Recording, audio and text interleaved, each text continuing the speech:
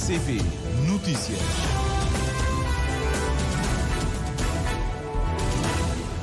Treze horas em Cabo Verde, muito boa tarde. Vamos dar início ao Jornal da Tarde da RCV para esta sexta-feira. Vamos conhecer os títulos. Dados da Polícia Nacional apontam aumento de 18% de indivíduos com menos de 21 anos nas ocorrências registradas em 2022. PICV em Santo Antão denuncia haver esquemas de corrupção na Câmara de Porto Novo envolvendo uma vereadora. População da zona norte da Boa Vista enfrenta problemas para abastecer com água potável. Sindicatos que representam os professores e o Ministério da Educação reúnem-se novamente na próxima semana para se tentar evitar a greve e conseguir o descongelamento das notas. O Ministério da Defesa da Rússia envia militares para o Níger e pretende instalar sistema de defesa antiaéreo neste país. O presidente norte-americano diz estar a considerar o pedido da Austrália para que os Estados Unidos da América desistam das acusações contra Julian Assange. Desenvolvimento destas e outras notícias para acompanhar neste jornal, a edição e apresentação de Anatólio Lima.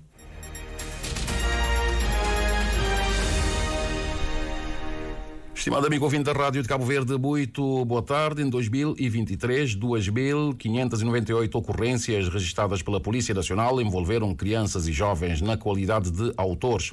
Os dados representam um aumento de 18% nas ocorrências registradas em 2022, envolvendo indivíduos com menos de 21 anos. Os números foram apresentados pela Polícia Nacional durante a cerimónia de abertura da reunião de comandos que aconteceu em São Vicente. Os dados foram trabalhados pela Carmelita do Rosário. Especificamente no que se refere a menores entre os 12 e 16 anos de autores de crimes, diz a Polícia Nacional, houve um aumento significativo ascendente aos 33%, ou seja, 470 ocorrências registadas em 2023 face aos 353 ocorridas em 2022. Assim como o número de ocorrências envolvendo jovens entre os 17 e 21 anos aumentou na ordem dos 16,2% face ao ano 2022.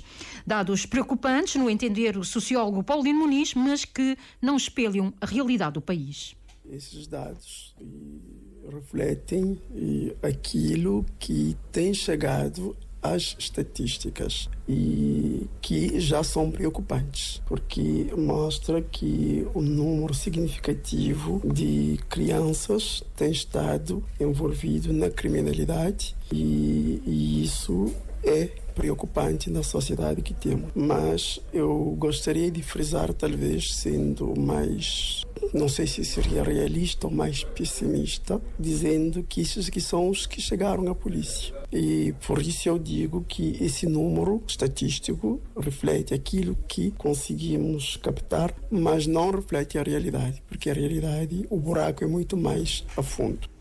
Quanto aos crimes sexuais contra menores, a Polícia Nacional indica que registaram-se 99 ocorrências das 155 no total, mais de 12 do que no ano 2022. Vitimaram 13 crianças e jovens do sexo masculino e 86 feminino. No tocante a idades das vítimas, 33 eram menores de 12 anos, 63 tinham entre 12 e 15 anos e 3 com 16 anos. Este é um tipo de crime que, no entender de Paulino Muniz, continua a ser uma incógnita para a sociedade cabo-verdiana. Os dados estatísticos também estão longe daquilo que se vive no dia-a-dia. Explica. Crimes sexuais é algo que também ainda nós não percebemos, porque esses dados, porque mesmo há estudos que dizem que os dados que chegam às autoridades sobre crime sexual é à volta de 1% ou coisa do gênero. E nós não temos noção disso. E eu na minha andança, enquanto facilitador de conversa reflexiva sobre casal e família, e geralmente, em termos estatísticos, se diz que 1 a cada 3 meninas passa por abuso sexual na infância, na adolescência e na vida adulta, e que 1 a cada 6 rapazes também passam. Mas na minha andança, pessoas que têm chegado ao meu processo de atendimento, de cada 3, ou seja, de cada 3 meninas, 2 já passaram por episódio de abuso. E o número total de ocorrências criminais registradas pela Polícia Nacional em 2023 situou-se em 22.838. Pois é, e 20 mil exemplares de materiais de ensino e aprendizagem dos direitos humanos vão ser distribuídos aos jardins de infância e escolas do ensino básico do país para incentivar o respeito pelos direitos humanos através da educação de crianças dos 0 aos 10 anos e respectivos professores. É o objetivo apontado pela Presidente da Comissão Nacional dos Direitos Humanos e Cidadania, Eunice Mascarenhas, ao entregar esta manhã ao Ministro da Educação, Amadeu Cruz, alguns exemplares do material educativo. Ana Nivaz acompanhou o evento e traz-nos aqui os detalhes. A iniciativa, que se enquadra no âmbito do projeto Direitos Humanos para Crianças ao Ministério da Educação e que teve início em setembro do ano passado, continua agora na sua segunda fase. A Presidente da Comissão Nacional dos Direitos Humanos e Cidadania diz que o material ofertado vai permitir formar e incentivar o respeito pelos direitos humanos. Tem jogos, tem manual para os professores, tem manual para as crianças, a brochura, tem a linguagem, portanto, gestual. Tem também a linguagem Braille, portanto, isso significa que é um conjunto de instrumentos que vão estar à disposição de todas as escolas e jardins também de infância, a nível nacional, e que neste momento, portanto, em setembro fez a distribuição a nível de todos os concelhos de Santiago, portanto, neste momento já é uma realidade, e neste momento está acontecendo o envio paulatino, portanto, vai dependendo, portanto, dos transportes, mas já estamos com todos os kits entregues, portanto, eficazes para a sua distribuição, para melhorarmos a prestação e a qualidade, portanto, dos cuidados que vamos recebendo a todos os níveis, porque direitos humanos é transversal. Não podemos até falar de hierarquia dos direitos humanos, que um direito é melhor ou maior do que o outro, não. Todos são importantes, mas temos que trabalhar para que, efetivamente, em Cabo Verde, seja uma realidade efetiva. Euridice Mascarenhas avança que os direitos humanos devem ser atitudes visíveis no dia a dia dos cidadãos. Já o Ministro da Educação, Amadeu Cruz, acolhe igualmente e defende a ideia e fala ainda na formação dos direitos humanos destinada aos professores, que vai ser promovida justamente para dar melhor uso aos materiais ofertados pela Comissão Nacional dos Direitos Humanos e Cidadania. Desde o pré-escolar até o ensino superior, para que todas as gerações de cabo-verdianos possam estar dotados de instrumentos para proteger e defender os direitos humanos e os deveres igualmente, mas particularmente para protegermos os direitos das crianças a uma educação de qualidade e inclusiva, e o Ministério da Educação tem este dever. Por outro lado, é necessário termos materiais para capacitarmos igualmente os professores, para que eles próprios estejam em condições de transmitir esses valores para os seus alunos e para a comunidade educativa de uma forma geral. Declaração Universal dos Direitos Humanos para Crianças, adaptado em braille, impresso e audiovisual, Manual de Educação para os Direitos Humanos, Caderno de Atividades de Educação para os Direitos Humanos e jogos adaptados à temática, são os materiais, portanto, que compõem essa oferta feita ao Ministério da Educação. Obrigado, Nani Vaz. Os sindicatos que representam a classe docente e o Ministério da Educação devem reunir-se a partir da próxima semana para novas negociações para se tentar evitar a anunciada greve para 23 de abril, bem como conseguir o descongelamento das notas. A informação foi prestada à Rádio de Cabo Verde pelo próprio Ministro da Educação, à margem da recepção dos materiais oferecidos pela CNDHC. Amadeu Cruz afirma que os professores são parceiros e que tudo vão fazer para chegar a um consenso. Convidamos os sindicatos para reuniões connosco. Já agora, hoje, todos responderam. O SINDEP foi o primeiro a responder, o CIPROFES. Esses dois sindicatos estão na disponibilidade de acertarmos e afinarmos o acordo proposto para assinarmos o acordo.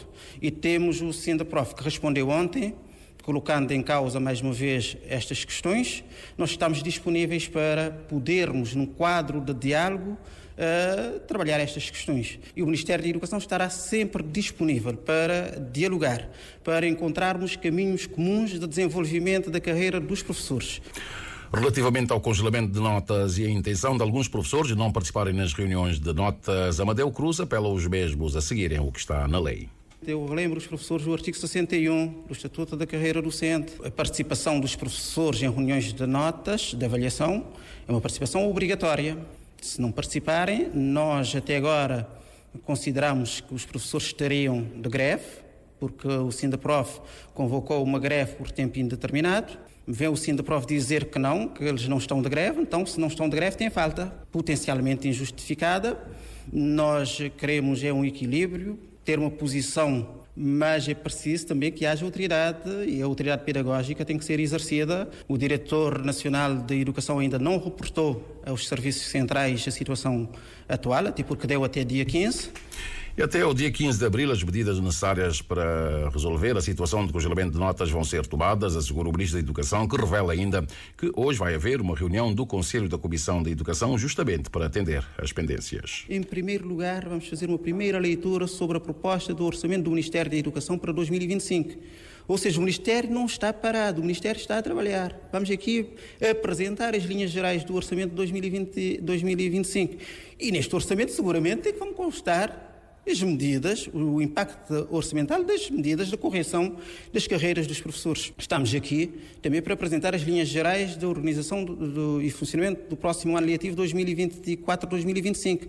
Já que o SINDAPROF coloca em causa que os professores não devem lançar as notas no SIS, vamos então clarificar. Vamos pôr uma notinha, embora esteja na lei que aprova o sistema de avaliação, vamos colocar. Então é isto. Amadeu Cruz admite que é necessário atualizar o salário dos professores, mas lembra que as pendências se devem a circunstâncias sociais e económicas globais. Na próxima sexta-feira, 19 de abril, Amadeu Cruz se senta à mesa com os representantes do SINDEP. Quanto aos outros sindicatos, o encontro deve ser agendado nos próximos dias. Sindicatos que representam a classe docente e o Ministério da Educação devem reunir-se então a partir da próxima semana para novas negociações. O PICV em Santo Antão denunciou aquilo que descreve como esquemas de corrupção na Câmara Municipal do Porto Novo, envolvendo a vereadora Baísa Pinto. É um assunto que ainda estamos a aguardar o trabalho feito pela Arlísia Rodrigues. Mais à frente neste jornal, então, voltaremos a este tema. A população da zona norte da Boa Vista queixa-se da falta de água canalizada e, devido à escassez, a distribuição é feita de acordo com um calendário, mas os moradores relatam que o calendário de distribuição não está a ser respeitado, o que tem causado constrangimentos à população, conforme apurou a Arieta Barros. Moradores da Zona Norte relatam constante falta de água nas torneiras. A distribuição do líquido é feita de forma racionada por horários nos 3 povoados, mas segundo os moradores, o calendário de distribuição não está a ser respeitado. Agora assim nunca tem noção de que dia que a água está bem. Nunca tem nenhuma informação e que tem ninguém para dar informação. Quando é que o problema está a ser resolvido? Segundo a população, a falta de água nas residências já dura, mas há moradores que afirmam que a água não chega nas torneiras das suas habitações, principalmente os que moram no primeiro andar. Nem a casa, pronto, desde o princípio que começou a pôr a água que até se via nem a casa. Então, pronto, muito apanha água e através de meter um cisterna. Então, dia aqui, dia de água, há uma mangueira dentro daquela cisterna, deixa ela aberta. Se bem água, ele está aqui, se cabe água, que até aqui nada. A água tem estado muito irregular, às vezes, dia aqui, dia de João Galego, que está bem água, também dia que está bem água. Em maio de 2022, o governo inaugurou uma desalinizadora de água em fundo das Figueiras, com aproveitamento de 2 furos existentes. Mas, segundo os moradores, não responde à demanda. Norte que tem água. Nós, quando não tinha água, que era aquela água que era doce, não tinha água.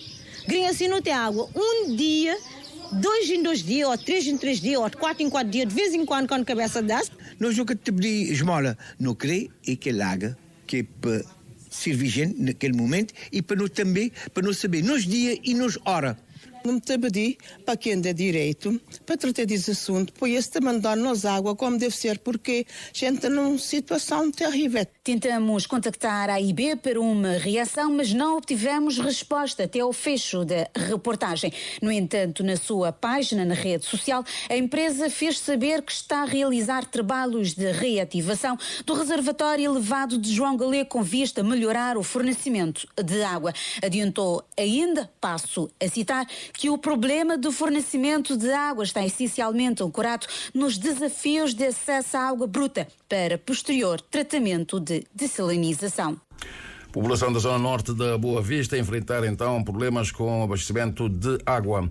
O Governo acaba de alargar o Programa de Inclusão Social e Produtiva aos 22 municípios do país, com a intenção de acelerar a estratégia de eliminação da pobreza extrema e reduzir a pobreza absoluta em Cabo Verde. O Ministro da Família, Inclusão e Desenvolvimento Social, Fernando Elísio Freire, nota que é uma meta possível, mas avisa que é preciso o contributo de todos para acelerar o passo, conforme Luís António dos Reis. Atingindo cerca de 5.150 famílias que passam a ter acesso à inclusão produtiva, dentro dos 9.220 famílias. Para já não temos José António dos Reis, não é a peça do José António dos Reis que queríamos veicular. Agora sim vamos ter o José António dos Reis, que vai nos trazer o conteúdo desta reportagem com o Ministro da Família, Inclusão e Desenvolvimento Social, que disse que o Governo acaba de alargar o Programa de Inclusão Social e Produtiva aos 22 municípios do país. José António dos Reis esteve presente no evento e traz-nos aqui os detalhes. O alargamento do projeto a todos os municípios do país, segundo o ministro Fernando Elísio Freire, é um sinal de inclusão e empenho do governo cabo-verdiano na eliminação da pobreza extrema. Atingindo cerca de 5.150 famílias que passam a ter acesso à inclusão produtiva, dentro dos 9.220 famílias que estão a ter acesso ao rendimento social de inclusão, que também é derivado de um aumento de 7.000 famílias com acesso ao rendimento social de inclusão este ano. Em segundo lugar, acompanhamento familiar. Estamos a cumprir. Vamos chegar agora a 2.000 famílias que têm acesso à inclusão produtiva, vão ter acesso a acompanhamento familiar.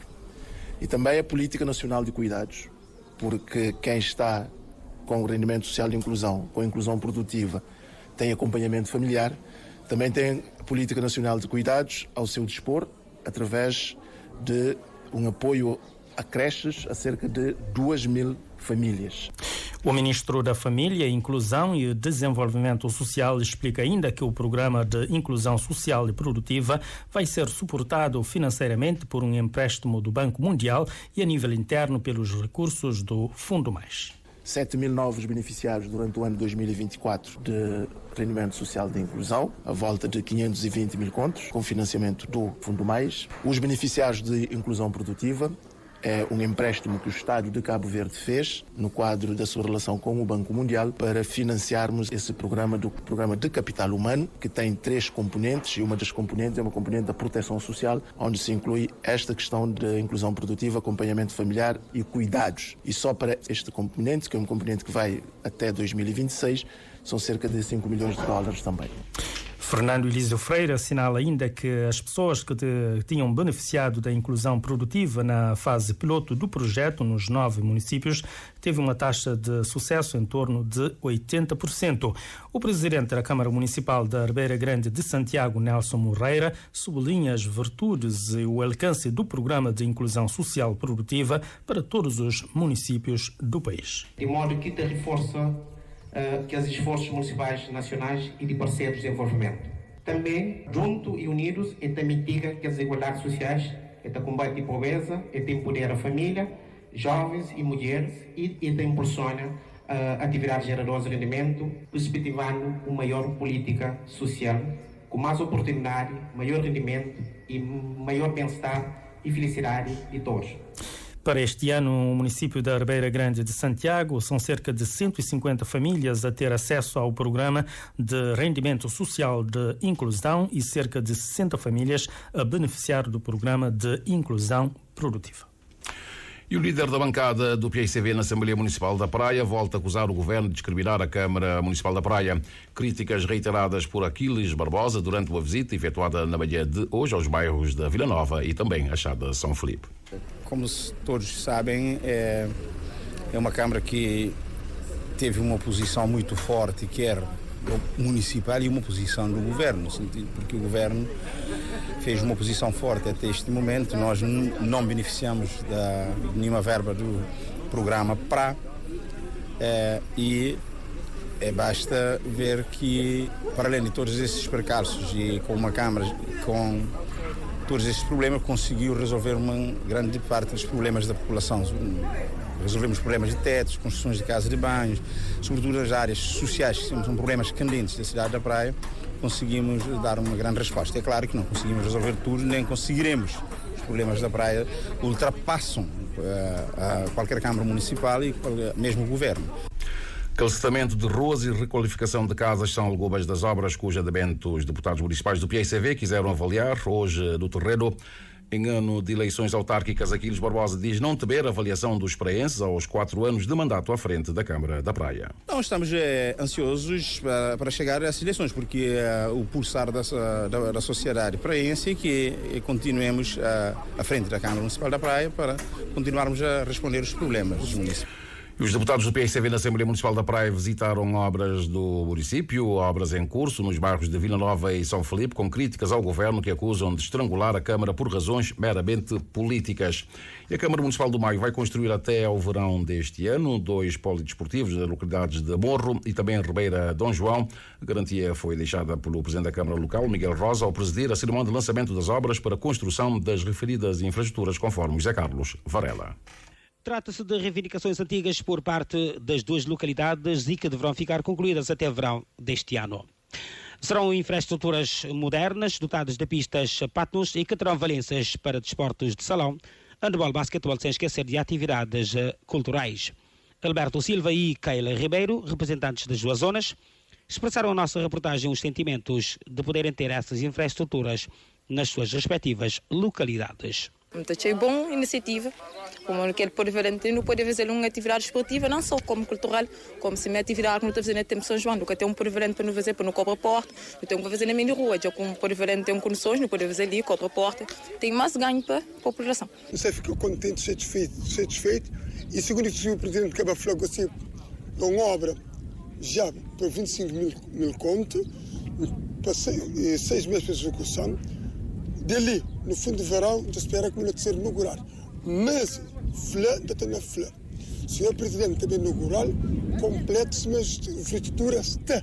Nunca está a primeira fase. No terceiro, no inaugural, completo. Se ele está no Agel, no Facebook e sim no canal.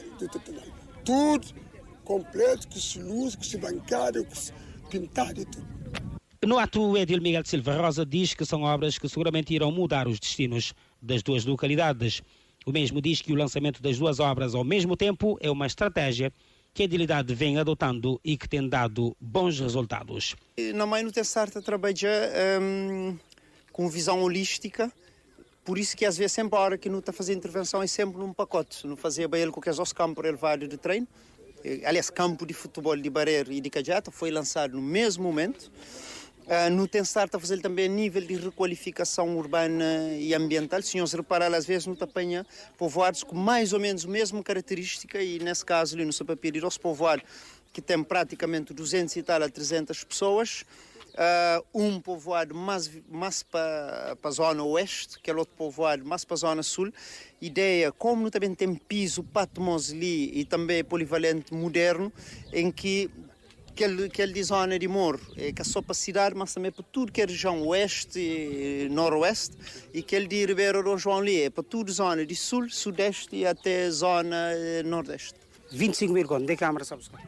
A receita própria. E com a concretização dessas 2 obras, o autarca assegura que a ilha passará a estar dotada de praticamente 100% de cobertura em termos de infraestruturas desportivas. 13 horas mais 23 minutos, Jornal da Tarde da Rádio de Cabo Verde. O PICV acusou hoje o governo de estar a usar o mega projeto turístico Maio Lidl África, inicialmente avaliado em 500 bilhões de euros, como arma de arremesso político, visando manipular e enganar os baienses das eleições que se avizinham. É que, para o PICV, depois de um primeiro anúncio feito no ano das eleições autárquicas de 2020, surge agora a reapresentação do projeto com novos contornos e uma nova data para o início, às vésperas das eleições autárquicas de 2024, ano que deveria ser da conclusão do projeto, conforme o Cândido Amorim Fortes. O projeto turístico Little África Maio, avaliado em 500 milhões de euros e com um prazo de execução de 3 anos no projeto inicial, incluía um centro comercial de topo, salas de espetáculo, centros de congressos, casino, um hospital e uma escola de standard internacional, entre outros. Passados 4 anos do primeiro anúncio do seu arranque, diz o eleito nacional pelo Maio Edson Alves, o PAICV estranha que esta semana, e novamente em ano eleitoral, o promotor do projeto tenha anunciado uma nova data para o seu início. No ano em que deveríamos estar a assistir à conclusão do megaprojeto anunciado repetidamente pelo Primeiro-Ministro Ulisses Correia Silva, pelo Vice-Primeiro-Ministro e pelo Presidente da Câmara Municipal do Maio, eis que acaba de ser anunciado uma data para o novo início. O anúncio anterior foi feito no ano das eleições autárquicas de 2020 e agora, 4 anos depois, em vésperas das eleições autárquicas de 2024, ressurge com novos contornos, ficando os cabo-verdianos, em particular os maenses, sem saberem se mantém o projeto tal como anunciado anteriormente. Agora, pois só se falou na construção do hotel. Aliás, o projeto, segundo Edson Alves, já foi anunciado 3 vezes e configura uma prática que já não surpreende os maenses. Após o anúncio da apresentação do estudo do impacto ambiental para maio 3, o projeto Lidl África, neste ano de 2024, suposto ano da conclusão do projeto, verificamos claramente que tudo não passou de uma manobra política em 2020, já não é surpresa para os maenses os sucessivos anúncios por parte do Governo e da Câmara do MPD para a Ilha do Maio. Este é o ano em que estaríamos a abrir 8.000 postos de trabalho. Este é o ano que Jarmei deveria estar dotado do aeroporto internacional, do hospital de excelência, de infraestruturas de saneamento, museus, 4.000 quartos, tivesse sido arrancado em 2021. A cada ano que passa, adiam os sonhos dos maenses. Primeiro, o projeto deveria arrancar em 2021. Segundo, o vice-primeiro-ministro anunciou o arranque no início de 2023. Terceiro, o próprio primeiro-ministro anunciou o arranque para o primeiro trimestre de 2024. Ou seja, defende o eleito nacional pelo PAICV para a Ilha do Maio, Edson Alves, já é hora de se concretizar as potencialidades da ilha e vê-la crescer e desenvolver-se. Acusações também do PAICV em Santo Antão, que denunciou aquilo que descreve como esquemas de corrupção na Câmara Municipal de Porto Novo, envolvendo a vereadora Baísa Pinto. Em conferência de imprensa proferida esta sexta-feira, a presidente da Comissão Política Regional do PAICV, Elisa Pinheiro, apresentou alegadas provas da falta de transparência daquela instituição pública, o que, na sua perspectiva, é de extrema gravidade, conforme a Arlísia Rodrigues. A Comissão Política Regional do PAICV, em Santo Antão, veio a público acusar a Câmara Municipal do Porto Novo de estar a praticar atos de corrupção através da vereadora Maísa Pinto, enquanto responsável pela pequena infância no município. Desde o ano de 2018, todas as propinas ou mensalidades pagas pelos pais ou encarregados da educação das crianças dão entrada na conta bancária número 723-6080-101 do BCN, pertencente à mesma. Para além disso, o terminal POS para pagamentos com cartões 24 está também associado a essa mesma conta bancária que se encontra em nome da vereadora. E as movimentações de dinheiro na conta são feitas por meio de cheques assinados pela própria. Elisa Pinheiro critica o fato de que as despesas e receitas do Jardim Infantil O Ninho, afeto a Câmara Municipal, não integrarem a conta de gerência da instituição, o que para ela é uma ilegalidade muito grave.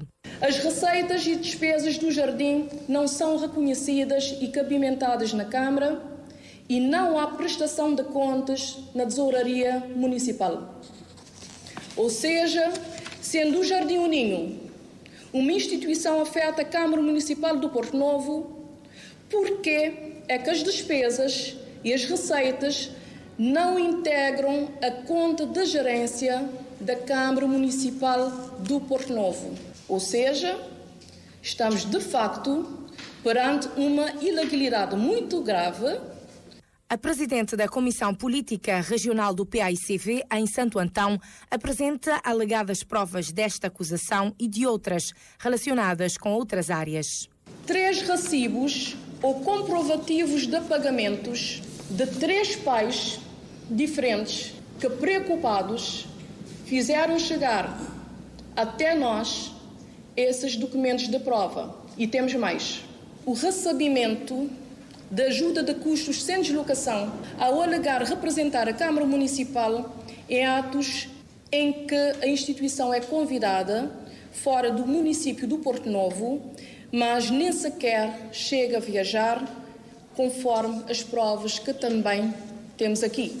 Elisa Pinheiro adianta que o PAICV tem na sua posse outras alegadas provas de ilegalidade na Câmara Municipal do Porto Novo e mostra-se preocupada com o fato de já haver perseguição aos funcionários não afetos ao MPD suspeitos de terem divulgado o suposto esquema de corrupção.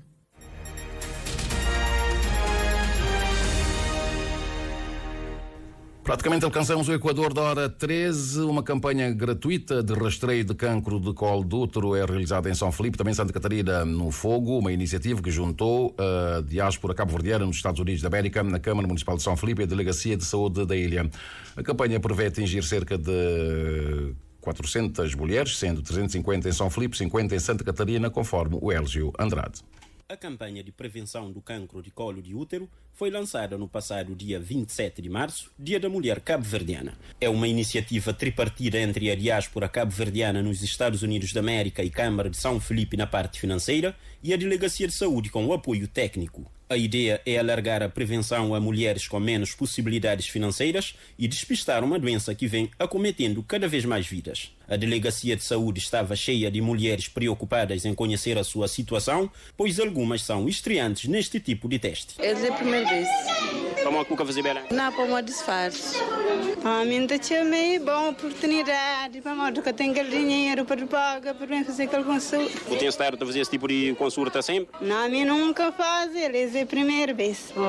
Nossa saúde em primeiro lugar.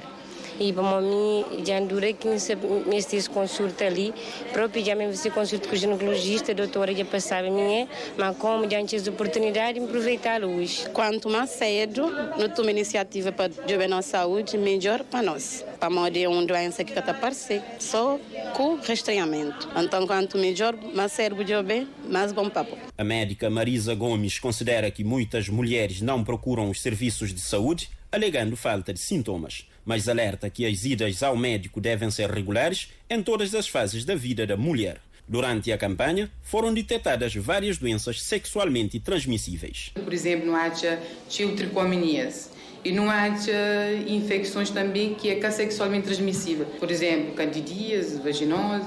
Já não te aproveita logo, não te apoia assim, tratamento, já tricominíase, mulher tratamento, não te apoia marido. Para não poder ser que se fazer citologia e depois essa cabe em busca de citologia, então esta fica sem tratamento. Não há alguns colo com erosão. Mas isso não quer dizer que um colo já com câncer. Tem que esperar o resultado de citologia para olhar tipos de lesão.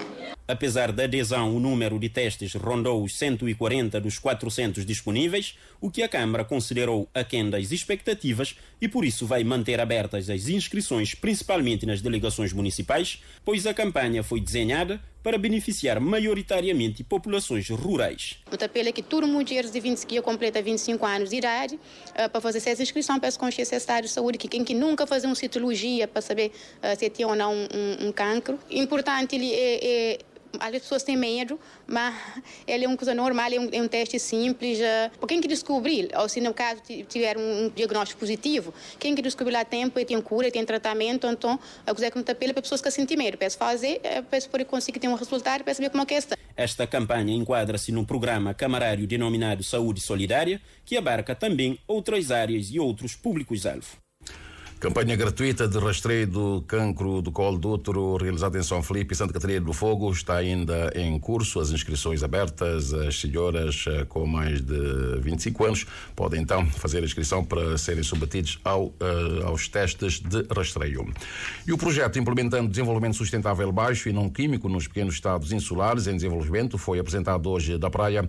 O ministro do Ambiente, Gilberto Silva, avança que é um projeto orçado em 9,5 bilhões de dólares e que visa ampliar a capacidade de 3 estados insulares do lado oeste do Atlântico, nomeadamente Cabo Verde, Guiné-Bissau e São Tomé e Príncipe, para reforçarem a sua segurança química. A Edneia Barros esteve na apresentação do projeto e traz-nos aqui os detalhes.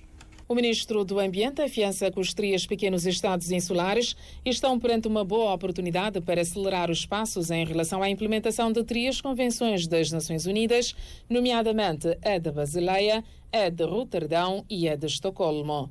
Conforme Gilberto Silva, todas visam a segurança química, que é importante para a saúde ambiental e saúde pública, que agora ganha amplitude com a apresentação do projeto Implementando o Desenvolvimento Sustentável Baixo e Não Químico nos Pequenos Estados Insulares em Desenvolvimento. E nós temos hoje então um projeto que visa justamente reforçar a capacidade destes 3 pequenos estados insulares em desenvolvimento, no sentido de reforçarem a sua segurança química. Isto implica, obviamente, um conjunto de medidas a nível da legislação, a nível do reforço das instituições em termos de capacidade, procedimentos, mas também reforço de capacidade de várias outras instituições que são, evidentemente, parte na gestão dos produtos químicos, de modo a que todos possamos, de facto, ter um desenvolvimento sustentável, livre, digamos, daquela abordagem de um manejo irresponsável de produtos químicos perigosos. Trata-se de um projeto de cerca de 9,5 milhões de dólares para os 3 países insulares.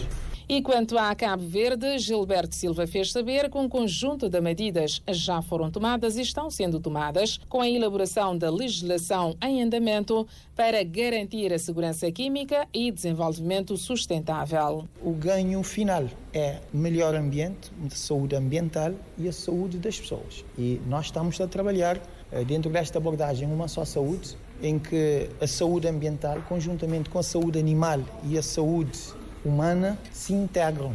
Enfim, os produtos químicos são importantes para o desenvolvimento dos países, mas é fundamental. O mundo conhece muitos desastres que têm na sua origem o derrame de produtos químicos na natureza, a entrada de produtos químicos na cadeia alimentar, e estes riscos ainda continuam e, portanto, o que importa é adotar princípios, procedimentos, práticas que previnem estas situações a nível de todos os países para que todos nós possamos beneficiar de uma boa saúde. O projeto para os 3 pequenos estados insulares conta com a cooperação do Programa das Nações Unidas para o Ambiente, a colaboração da Universidade de Lisboa e parceria do Centro Regional das 3 Convenções, acrescenta o Ministro do Ambiente.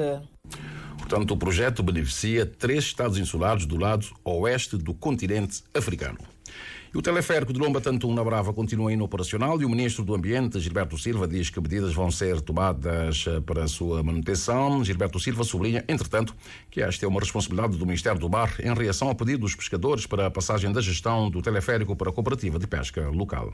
O Ministério do Ambiente tem colaborado muito bem com o Ministério das Pescas, dando o seu suporte na manutenção, muitas vezes, desta infraestrutura, mas trata-se de uma matéria sob a responsabilidade do Ministério das Pescas. Não estou por dentro de toda a informação, quando eu digo Ministério do Mar, não é, que se ocupa das pescas, não estou por dentro de todas as informações inerentes à manutenção deste equipamento. Também tomei conhecimento que não está a funcionar, mas seguramente medidas vão ter que ser tomadas na sua manutenção. Agora, eu da notícia vi que também os pescadores e a comunidade quer tomar conta, enfim, da gestão daquela infraestrutura.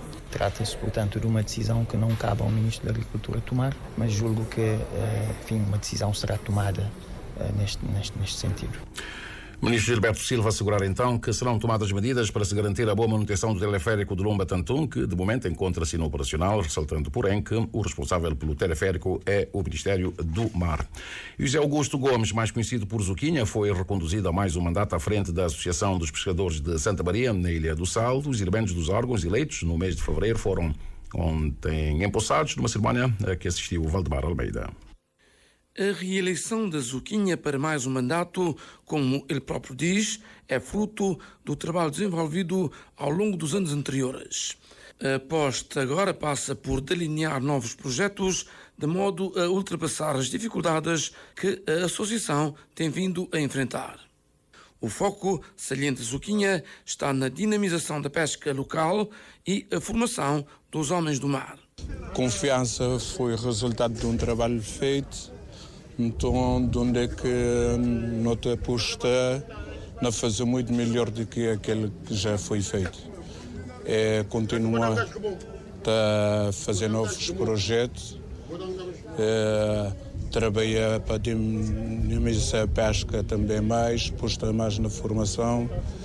É aquilo que nós foco não tem no nosso horizonte para desenvolvimento da nossa associação, cada vez tornar uma associação mais forte. Combater a invasão da espécie toninha e isenção aduaneira são alguns dos desafios da direção ontem empossada. Não tem tido dificuldade ali no nosso mar, já falei ele quase toda entrevista não falei dele, de uma espécie que não tem ali e daqueles maior que não tem.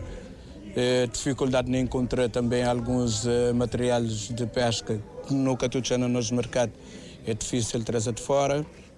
E também outra coisa também que está prejudicando é uma isenção de espaço que nunca tem, que bota adquirir qualquer material fora, mesmo um motor, quando chegar ali bota bem paga para quase igual aquele preço que comprado lá fora, mas cheio. Para o Pontão de Santa Maria, onde o pescado é maltratado, José Augusto Gomes defende a criação de um novo espaço adequado às necessidades exigidas para tratar o peixe, estando à espera apenas pela resolução do impasse na construção de um projeto maior previsto para este espaço. O novo Conselho de Direção fica assim composto: Presidente José Augusto Gomes, Vice-Presidente Elvis Gomes Fernandes, Secretário Sidney do Rosário, Tesoureiro Manuel Jesus Cruz e Hélio Boaventura Vogal. 13h40. Terminou ontem em Santa Catarina no Fogo o 6º Encontro Nacional dos Vereadores do Desporto e também da Juventude. No final do evento, o presidente do IDJ, José Eduardo dos Santos, considerou que o balanço foi positivo, anunciando que a próxima edição deverá acontecer na Ilha do Sal. O Elcio Andrade tem os detalhes. Nos dias 10 e 11, vereadores do desporto e da juventude de vários municípios do país estiveram reunidos em Santa Catarina do Fogo no 6º Encontro Nacional dos Vereadores do Desporto e da Juventude. Do encontro, segundo o presidente do Conselho Diretivo do Instituto do Desporto e da Juventude, José Eduardo dos Santos, saiu um bom alinhamento daquilo que se pode fazer nos próximos tempos em termos da priorização das infraestruturas desportivas no país, da atenção que deve ser dada na atividade física da população e um plano alargado de formação dos agentes desportivos. No setor da juventude, vai ser reforçada a comunicação dos programas lançados para as associações desportivas. Para Santos, o balanço é positivo. Sobretudo daquilo que foi o feedback que recebemos dos municípios, da dinâmica que os próprios municípios fazem, e é preciso destacar aqui que as câmaras estão na linha da frente naquilo que é a atividade física e a promoção do desporto nos seus concelhos e no todo naquilo que representa a dinâmica do desporto em Cabo Verde. Portanto, o nosso papel é mais de promoção e de financiamento, e é isso que temos feito, e por isso este encontro é exatamente de podermos alinhar as perspectivas que os municípios têm e a perspectiva que o Governo tem do desenvolvimento desportivo. O autarca de Santa Catarina do Fogo, Alberto Nunes, considerou que o momento foi de partilha e boas práticas entre os municípios relativamente à juventude e o desporto. Depois de 2016 nós intensificamos os investimentos nesses dois setores, contribuíram muito para que Santa Catarina, o Conselho, fosse escolhido para esse evento, e acredito que cumprimos com os requisitos, com as exigências que eram necessárias para a realização desse evento. Para os vereadores Mário Soares e Euclides do Rosário, da Brava e Sal, respectivamente, a recolha dos subsídios neste encontro vai ser benéfica para o fortalecimento dos dois setores nos seus municípios. A nível de Brava, nós temos algumas iniciativas e DJ, nesse momento, então, será mais uma força para aquilo que é políticas que têm estado implementado na Câmara Municipal, um forcing para que junto também não pode dar uma resposta mais eficaz e mais eficiente naquilo que é a demanda e a procura também e a necessidade, sobretudo, a nível dos agentes desportivos e do desporto e da juventude no seu todo. Andamos à procura dessa oportunidade de acolhermos o encontro no SAL. Alinharemos um programa profícuo em parceria, em estreita articulação em parceria com a IDJ, para de facto também levarmos esse encontro, esses debates a nível local para o nosso município e também bebermos um pouco da experiência dos outros municípios e também os municípios também que estarão presentes conhecer um pouco da realidade. Caiu assim o pano do 6º Encontro Nacional dos Vereadores do Desporto e da Juventude, que decorreu no município de Santa Catarina do Fogo. A próxima edição deverá acontecer na Ilha do Sal. 13 horas mais 44 minutos. O Ministério da Defesa da Rússia enviou na passada quarta-feira pessoal militar e formadores para o Níger para instalar sistemas e formar soldados, informou a televisão estatal RTN. O envio de pessoal russo para o Níger faz parte de um acordo recente entre o líder da junta militar do Níger e o presidente russo. Os dois países estão a tentar aumentar a cooperação. O canal informou ainda que a Rússia também vai instalar ou pode instalar um sistema antiaéreo no país. A crescente proximidade da junta militar do Níger com a Rússia suscitou o alarme dos Estados Unidos da América. Em março, a junta nigerina declarou ter revogado um acordo com o governo dos Estados Unidos da América que permitia a presença de tropas norte-americanas em duas das suas bases.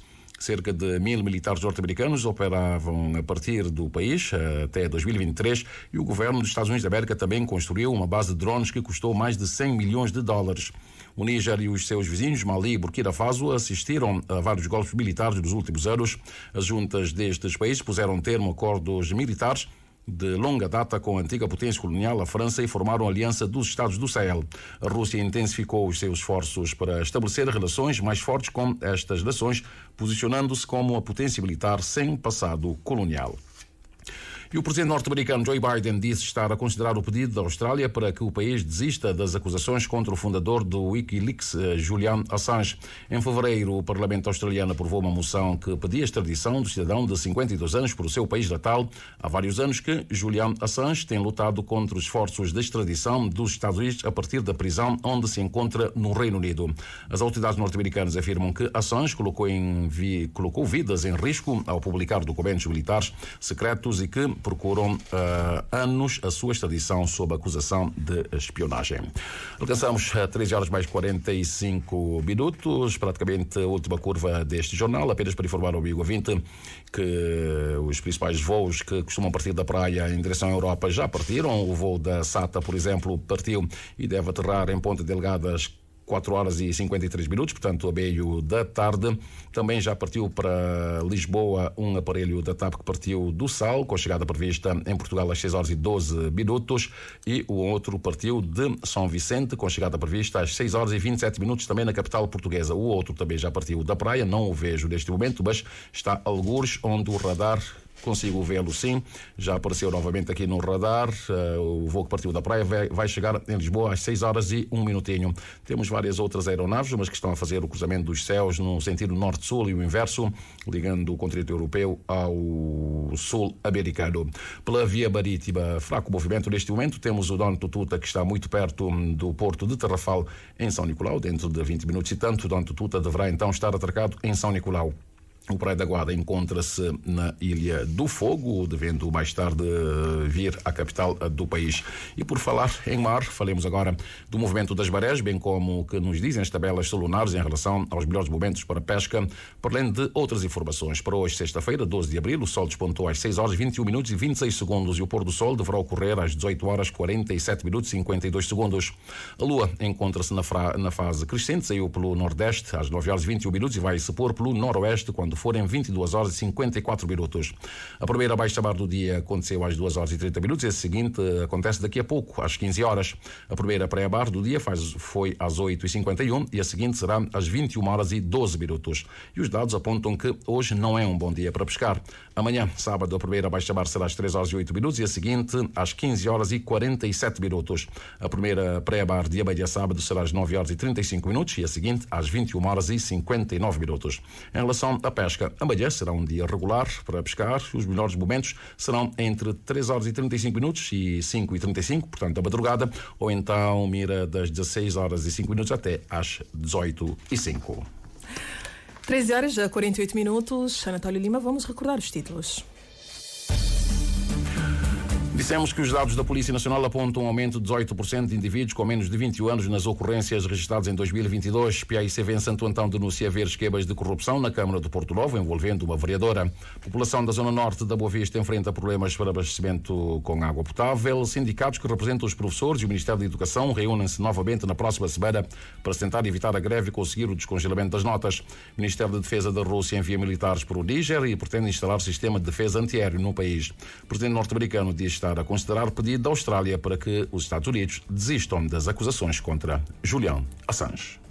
Anatólio Lima, na edição e apresentação deste jornal, técnica da Dão Brito, na realização esteve a Jamila Carvalho. Temos os títulos às 14, com o Cândido Amorim Fortes.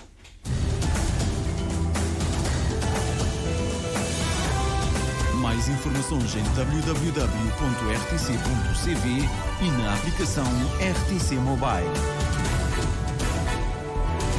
RCV, o rigor da notícia e o melhor da informação a cada hora.